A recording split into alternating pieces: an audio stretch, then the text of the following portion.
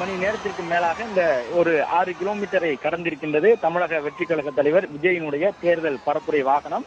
காவல்துறையினுடைய உயர் அதிகாரிகளின் வாகனங்கள் முன்பக்கமாக செல்வதன் காரணமாக விஜயினுடைய தேர்தல் சுற்றுப்பயண வாகனம் தற்பொழுது சற்று வேகமாக செல்லுகின்றது. அது மட்டுமல்லாமல் புதுக்கோட்டை காரைக்குடி தேசிய நெடுஞ்சாலையில் தேங்கியிருந்த வாகனங்களும் தற்பொழுது விஜய் அந்த பகுதியை டிவிஎஸ் டோல்கேட்டை கடந்து வந்த பிறகு தொடர்ந்து அந்த சாலையில் எவ்வித சிக்கலும் இன்றி சென்று கொண்டிருக்கின்றன. விஜய் இங்கு உரை நிகழ்ச்சி முடித்த பிறகு புறவழிச்சாலை வழியாக அந்த அரியலூர் மாவட்டத்தை சென்றடைய இருக்கின்றார். அரியலூரில் 2 இடங்களில் அரியலூர் ஒரு இடத்தில் பேசுகின்றார், பெரம்பலூர் மாவட்டத்தில் 2 இடங்களில் பேசுகின்றார். பெரம்பலூர் குன்னம் ஆகிய பகுதிகளிலே விஜய் உரை நிகழ்த்த இருக்கின்றார். காவல்துறையினர் விதித்திருந்த நிபந்தனைகளுக்கு உட்பட்டு பைபாஸ் சாலையை மட்டுமே விஜய் புறப்பட்டு செல்லும் பொழுது பயன்படுத்த வேண்டும் என்று சொல்லியிருக்கின்றார்கள். எனவே மார்க்கெட் பகுதியிலிருந்து அரியலூர் செல்லக்கூடிய புறவழிச்சாலையை விஜய் சென்றடைய இருக்கின்றார். விஜய் செல்லக்கூடிய வழிகளில் எல்லாம் ஆயிரக்கணக்கான தொண்டர்கள் ஆங்காங்கு காத்திருக்கின்றார்கள். அவர்கள் அனைவரும் விஜயை வரவேற்பதற்கு காத்திருக்கக்கூடிய சூழ்நிலையில் நேரமின்மை காரணமாக விஜய் நேரடியாக தேர்தல் சுற்றுப்பயணம் நடைபெறக்கூடிய பகுதிக்கு தான் செல்வார் எனவும், இடையிலே விஜயனுடைய வாகனங்கள் நிறுத்தப்படுவதற்கான வாய்ப்பு இல்லை என்றும் தமிழக வெற்றி கழகத்தினர் கூறியிருக்கின்றார்கள்.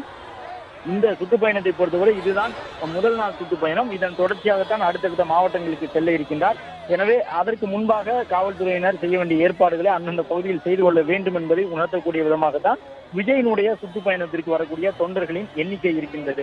வழக்கமாக அரசியல் கட்சியினுடைய தலைவர்கள் சுற்றுப்பயணம் வரும் பொழுது அவர்கள் சொல்லி இருக்கக்கூடிய அவர்களுடைய தேர்தல் பிரச்சார வாகனம் எந்த இடத்தில் நிற்கின்றதோ அல்லது அவர்கள் சொல்லி இருக்கக்கூடிய ரோட் ஷோ பகுதி எதுவோ அந்த இடத்தில் மட்டும்தான் தொண்டர்கள் கூட்டமாக கூடுவார்கள். ஆனால் விஜய் ஒரு இடத்தில் இறங்கி பிரச்சாரம் நடத்தக்கூடிய பகுதிக்கு சென்றால் விஜய் சொல்லாவிட்டாலும் அது ரோட் ஷோவாக மாறிவிடுகின்றது.